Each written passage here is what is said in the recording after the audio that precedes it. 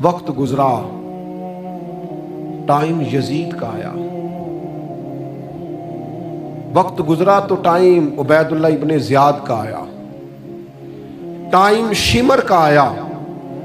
1450 سال گزرنے کے بعد اس ہزاروں کے مجمع میں سے ایک ایک بچے کو حدیث یاد ہے کہ حسن اور حسین جنتی جوانوں کے سردار ہیں۔ بتاؤ یزید کو نہیں آتی تھی؟ شمر کو نہیں پتا تھا؟ کلمہ تو پڑھتے تھے نا یہ؟ عبید اللہ ابن زیاد کو نہیں پتا تھا؟ نبی پاک علیہ السلام کے کندھوں پر حسنین رہے، ان سب کو پتا نہیں تھا؟ یہ جانتے نہیں تھے کہ یہ وہ حسنین کریمین ہیں جن کو حضور سنتے تھے، فرماتے تھے یہ میرے پھول ہیں دونوں؟ کیا بات رضا اس چمنستان کرم کی، زہرا ہے کلی جس میں حسن اور حسین پھول۔ آج 1450 سال گزرنے کے بعد امت کو حدیث آتی ہے کہ نبی پاک علیہ السلام نے فرمایا جس نے حسن اور حسین سے پیار کیا اس نے مجھ سے پیار کیا، جس نے ان سے بغض رکھا اس نے مجھ سے بغض رکھا۔ کلمہ پڑھتے تھے، مسلمان کہلاتے تھے۔ 10 محرم کو جمعے کا دن تھا، امام حسین امامہ باندھ کے گھوڑے پر بیٹھ کر خطبہ دینے لگے تو ایک شخص اندر سے بول کے کہنے لگا حسین تقریر لمبی نہ کر، ہمارا جمعہ لیٹ ہو رہا ہے۔ بلے و نمازیوں، سامنے وہ شخصیت کھڑی ہے جس پر ابھی درود پڑھیں گے نماز میں، اللہم صلی علی محمد وعلا، ابھی درود پڑھیں گے حسین ابن علی پر، ابھی شہید کر کے ابھی درود پڑھیں گے، وہ سامنے کھڑے۔ اور امام حسین کا ایک جملہ تاریخ نے یوں لکھا ہے کہ شاید ریت کے ذرے بھی تڑپ گئے۔ امام علی مقام فرمانے لگے مجھے غور سے دیکھو، تمہیں پتہ ہے میں کون ہوں؟ تم جانتے ہو میں کون ہوں؟ نبی پاک نے فرمایا تھا یہ حسن اور حسین میرے بیٹے ہیں کیونکہ میری بیٹی کے بیٹے۔ تمہیں پتہ ہے میں کون ہوں؟ سامنے امام حسین کھڑے، فرمایا مجھے جانتے ہو؟ اور امام علی مقام فرمانے لگے میں تمہارے نبی کا نواسا ہوں، اور آج کے بعد تمہیں کسی نبی کا کوئی نواسا نہیں ملے گا، کیونکہ نبی پاک آخری نبی ہیں، اور جب حضور کے بعد کوئی نبی نہیں آئے گا تو کسی نبی کی اولاد کیسے ہوگی؟ تمہیں آج کے بعد کسی نبی کے نواسے کی زیارت نہیں ملے گی۔ میں کیسے آپ سے یہ بات آپ کو عرض کروں کہ سامنے حسین ابن علی بھی ہوں تو لوگ نفس کی خواہشیں پوری کرتے ہیں، لوگ اپنی کرسیاں پکی کرتے ہیں، لوگ گورنریاں پکی کرتے رہے، لوگ گڈ بک میں جانے کے لیے ایک دوسرے کو شاباشیاں دیتے رہے، جشن ہوتا رہا۔ سب سے پہلے ایک شخص نے امام حسین کا قافلہ روکا تھا، اس کا نام حور بن یزید تھا، سب سے پہلے اس نے روکا تھا، وہ ایک لشکر کا سپہ سالار تھا۔ جب امام حسین رضی اللہ تعالیٰ عنہ نے خطبہ پڑھا نا تو حور یزیدی فوج میں تھا، واپس گیا اور عبید اللہ ابن زیاد سے جا کے کہنے لگا، یا جو بھی وہاں لوگ موجود تھے یزیدی فوج کے، ان سے کہنے لگا تم نے تو کہا تھا کہ صرف راستہ روکنا ہے، تم نے تو کہا تھا کہ صرف ان سے کچھ منوانا ہے، تم نے تو جب مجھے بھیجا تھا تو کہا تھا کہ بات تھوڑے معاملات ہیں۔ اوہ سچ بتاؤ نبی کے نواسے کو شہید کرو گے؟ تم نے تلواریں نکال لی ہیں، نیزے نکال لیے ہیں، تیر نکل آئے ہیں، تیاری مکمل ہے، مجھے سچ بچاؤ، کیا حسین ابن علی کی گردن پر خنجر چلانے لگے ہو؟ سیدہ فاطمہ کا جگر پارا شہید ہوگا، کیا یہ خبر سچ ہے؟ یوں ہوگا؟ تو کہنے لگے ہاں یہی حکم ہے ہمیں، یہی تیاری ہے، یہی پروگرام ہے، یہی پلان ہے، یہی ہوگا۔ کہنے لگا میں اور آپ تو مدینے والے رسول کا کلمہ پڑھتے ہیں، تو کیا محبوب کے نواسے کو ذبح کرو گے؟ جناب علی اکبر کو جن کا چہرہ رسول پاک سے ملتا ہے، حضرت قاسم بن حسن کو، جناب علی کے بیٹوں عباس بن علی کو، حضرت علی کے بیٹے ابو بکر بن علی کو، حضرت علی کے بیٹے عمر بن علی کو، حضرت علی کے بیٹے یہ بھی 3 کربلا میں موجود، حضرت عثمان ابن علی کو، ان کو شہید کرو گے؟ نے کہا ہاں تیاری ہو گئی ہے۔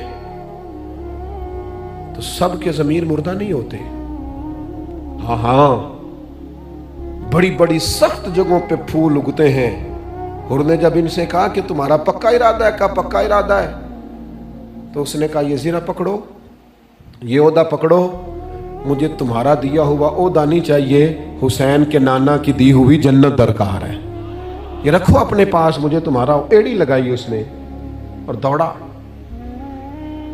और इमाम हुसैन के कदमों में गया।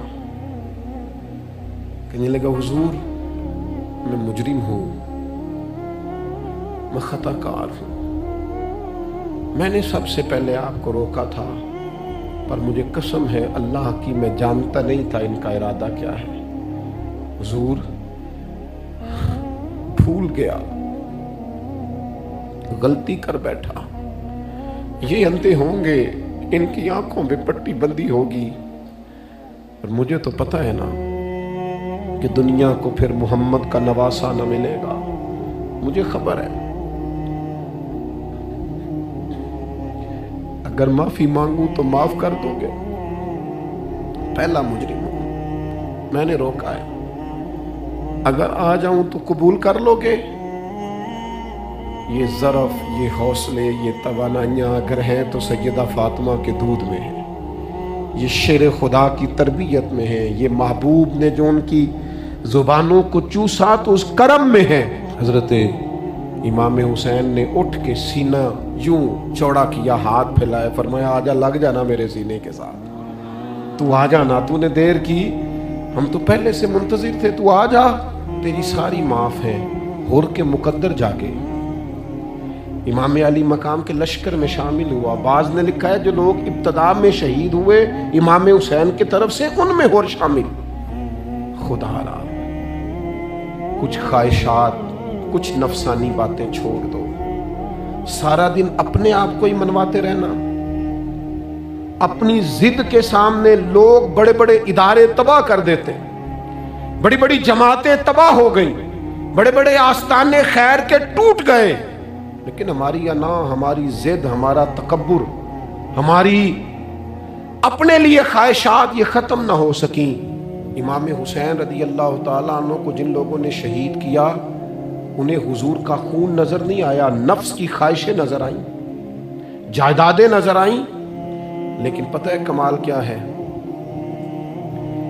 हमेशा जो लोग हक कबूल करते हैं ना, अल्लाह ताला उन्हें ये इज्जत अता करता है। दो चार बातें मेरी ज़रूर लेके जाना, यही लंगर है आज पैगाम हुसैन कॉन्फ्रेंस का। देखो आपके वालिद आपको जो समझाते हैं वो ठीक है या जो आप कह रहे हैं वो ठीक है, गौर करो। आपके असातिज़ा और मशाइख जो आपको कहते हैं वो ठीक है या जो ज़िद आपने लगा ली है वो ठीक है। और सबसे बढ़कर अल्लाह रसूल का हुक्म ज़्यादा मौसर है या जो आपने अपनी मर्जी से चीज़ें तय की हैं वो ज़्यादा मौसर। अपनी नफसानी ख्वाहिशात को थोड़ी देर के लिए कंट्रोल करो, अपने आप पर थोड़ी देर के लिए पाबंदी लगाओ, एक एक करके अपनी ख्वाहिशात को कुचलो। जिंदगी के अंदर कुछ ऐसी चीजें पैदा करो जिससे रूह ताजा रहे, दिल ताजा रहे, तबीयत ताजा रहे, दीन बचा रहे। जितनी तलाकें होती हैं ना मुआशरे में, हमसे अगर दिन में 100 लोग मसला पूछते हैं तो 95 तलाक वाले होते हैं, सिवाय इसके कि ना मियाँ हारने को तैयार था ना बीवी हारने को तैयार थी, बिलाखिर रिश्ता ही हारा। दोनों के होते हुए बच्चे यतीमों जैसी जिंदगी गुजारने लगे। थोड़ी देर के लिए लोग चुप नहीं किए, सारा कुछ खत्म कर लिया। अपनी मिजाज के अंदर, अपनी तबीयत के अंदर तहम्मुल पैदा करो, बुर्दबारी। मैं एक दफा बहुत परेशान था, हालात कुछ अजीब रुख इख्तियार कर गए, बहुत परेशान था। तो मैं एक बुजुर्ग की खिदमत में हाजिर हुआ, मैंने कहा दुआ फरमाइएगा। तो मुझे कहने लगे सैयदा ज़ैनब की सीरत पढ़ो। तो मैंने पहले दिन आके किताब खोली ना, तो दरबार दमिश्क में जो जनाब ज़ैनब ने कलाम फरमाया ना, इंसान टूट जाता है, लेकिन इंसान हक पे हो के अगर गला भी कटा लेना तो उसका मिजाज ताकतवर रहता है, रूह ताकतवर रहती है, उसे महसूस होता है कि मैं कमजोर नहीं पड़ा। यजीद ने जब कोई बात की ना दमिश्क के दरबार में, तो हजरत ज़ैनब पीछे बैठी थी पर्दे के लोगों के दरमियान। उसने जब कोई बात की तो जनाब ज़ैनब वहाँ से उठ के, हमारी ख़वातीन हर बात पर रोती हैं, दुख हैं कि ख़त्म ही नहीं होते। जनाब ज़ैनब पीछे से उठी, पर्दे के पीछे से, اور جب اپنی گرجدار آواز میں انہوں نے گفتگو شروع کی تو وہاں ایک نابینا بزرگ بیٹھے تھے جو مولا علی شیر خدا کی بارگاہ میں حاضری دیا کرتے تھے. جب سیدہ زینب نے خطبہ شروع کیا نا